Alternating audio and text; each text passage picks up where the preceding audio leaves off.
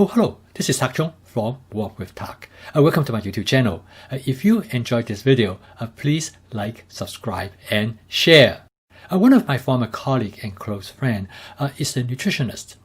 He once told me many years ago, he said, if you want to lose weight, the best thing to do is to stick with an egg diet. At that time, I really did not understand what it means. But now I start to see that once I start to see how all my egg dishes calculated in terms of calories.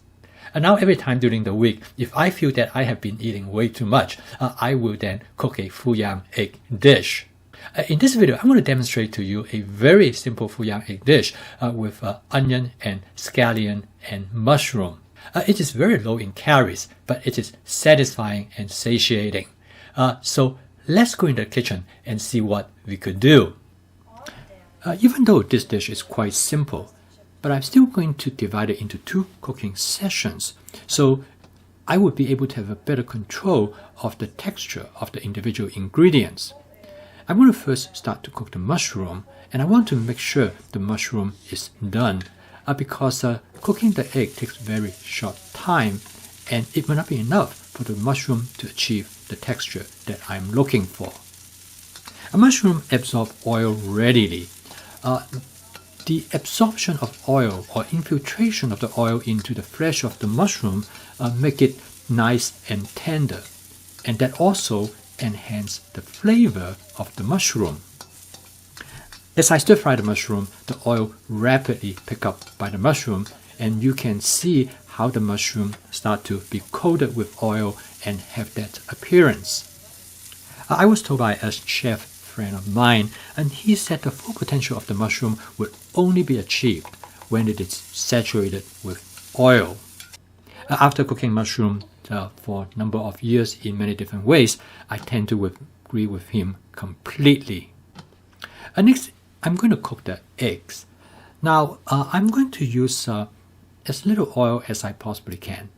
However, cooking eggs is probably the most challenging task for any wok with natural surfaces, because eggs tend to stick and burn to the surface of the wok, and the wok must be well seasoned.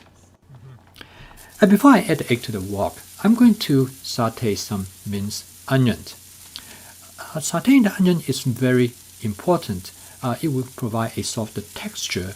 At the same time, it will also remove the raw taste of the onion. Since the onion has already been diced, it only takes a few seconds to have it ready. Next, I'm going to add 6 eggs. Now, this is the true test now.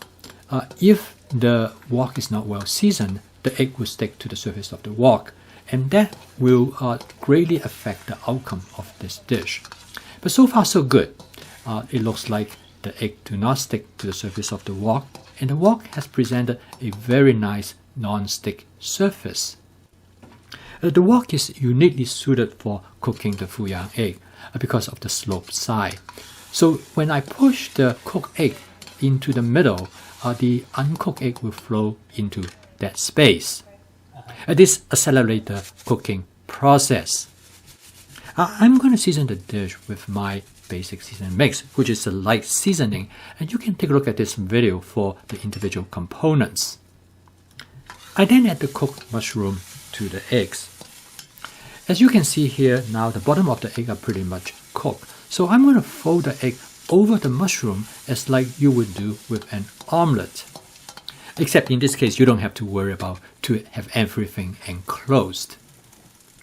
As you can see here now, why it is very important for the wok to have non-stick surface. If the egg stick to the bottom of the wok, then you will not be able to fold the egg over the ingredients. I'm going to let the bottom of the egg to cook a little bit longer. But as you can see that so far so good, the egg do not stick to the bottom of the wok at all. The final ingredients I'm going to add is some scallions. I add the scallions at the end because I want to retain that sharp taste of the scallion. So I don't want to overcook them.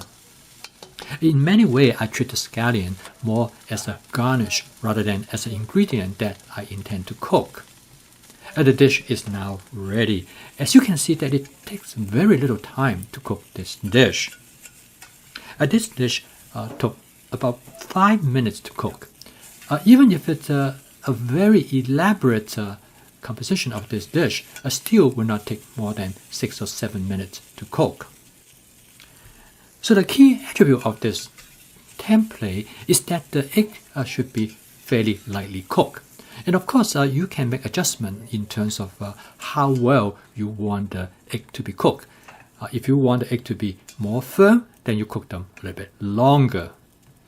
Another significant consideration of this dish is that the ingredients that go into the egg must be able to cook about the same time as the egg.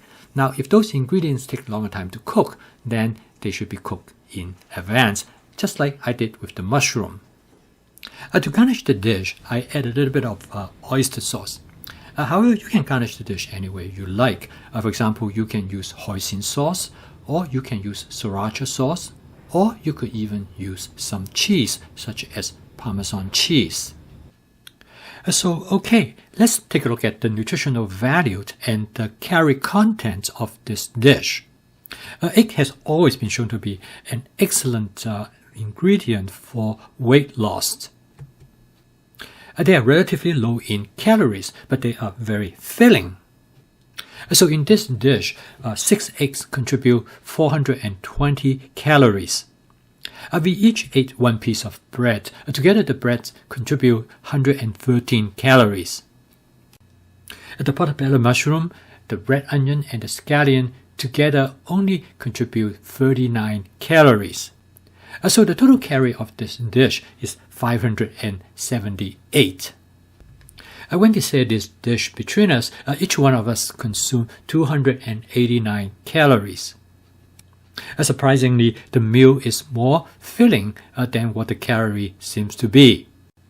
I was thinking if I'm on a diet and if I would like to cut the calorie even further, what would I do? The first obvious thing is to drop from 6 eggs to 4 eggs. We can also drop the bread from 1.5 ounces to 1 ounce. With these modifications, I can reduce the calorie from 578 to 400 calories. This would translate to 89 calories in saving for each one of us. This Fuyang egg dish actually is a wonderful weight loss strategy. In addition to low in calorie, it can be made in many different variations. For example, here is a variation with mushroom and black olives, which I really enjoy. Here is another version with shrimp, pepper, and Parmesan cheese. Here is a version of shrimp with mushrooms. Here is a version that is made with tomato and cheese and scallions. Here is another version that's with shrimp, but this time with mushroom and tomatoes. Today, one of the biggest problems of our food is that we tend to overconsumption of calories. For example, I love cashew nuts. I usually can sit down and eat about 10 or 15 pieces of cashew nut. And then 10 minutes later, I will go back for some more. Now I've become very careful because now I realize that each piece of cashew nut is 10 calories. So I no longer put the jar of cashew nuts on the kitchen counter. I don't normally count calories of what I eat. But one thing I do know is that I really need to become aware of the calorie content of different type of food ingredients. I help myself to remember the general rules of different type of food ingredients, and I can use that general rule to help me to judge how many calories that I am consuming.